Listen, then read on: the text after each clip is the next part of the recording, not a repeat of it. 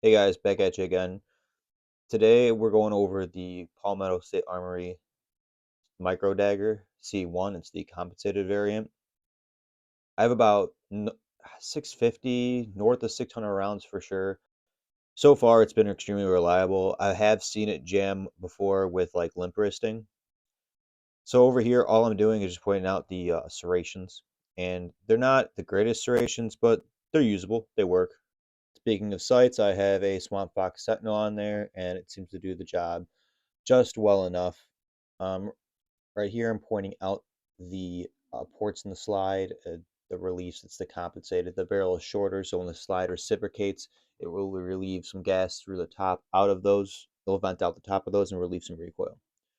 So the jimping on the handle isn't that aggressive. It feels more aggressive on the front and the rear where you're really putting a lot of pressure. The only part of this dagger that I swapped out was the trigger shoe as far as the internals go. It does have a 1913 slot for a any accessory light, whatever you want to put on there. I have two 15-round mags, one that came with the firearm that has that plastic sheathing on there, and then I have a Shield Arms mag that's another metal mag. They're both metal, but the PSA mag has the plastic sheathing on there. The Shield Arms mags do not. Right here, I'll just show you the trigger. Now this, remember, is a stock trigger. The only thing I changed was the actual shoe.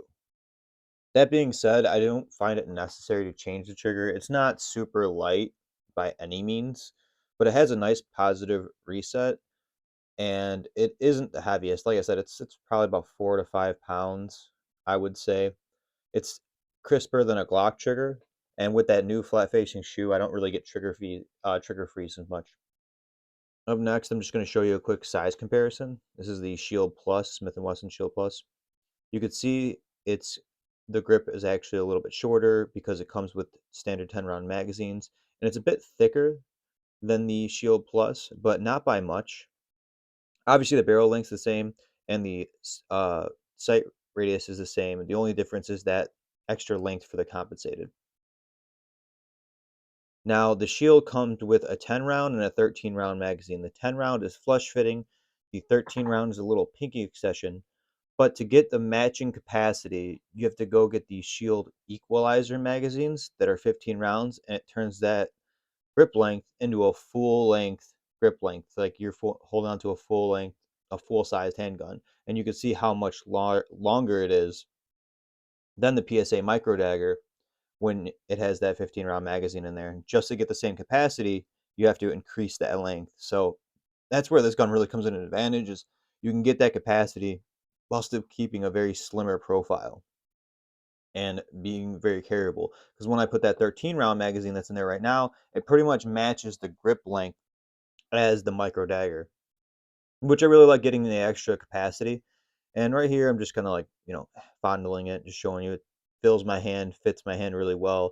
The dot on there, the Sentinel, I've used for quite a bit, and it's held up really reliably, held zero every time I go to the range. I've carried this quite a bit. You can see the carry wear on the front of the slide, and if you can look closely, you'll see it on top of the optic. I've carried this thing now for probably about 6 months now, on and off. It's in my carry rotation. I've been shooting it consistently every time I go to the range. Another quick size comparison here we're going to do is like a Glock 19 since, same 15 rounds.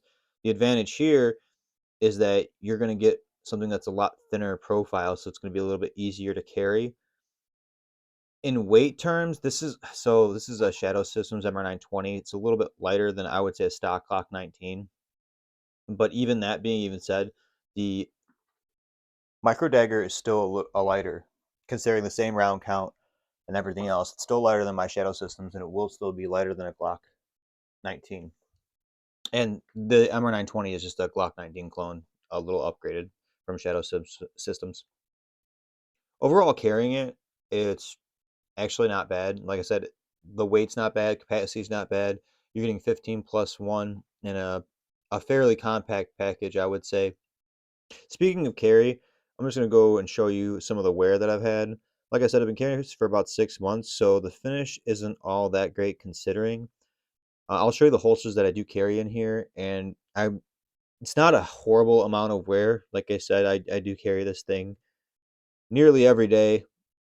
If I'm going out, if I'm on staying home, I'll carry something else. But it gets carried, I would say, probably 3, 4 times a week in the rotation.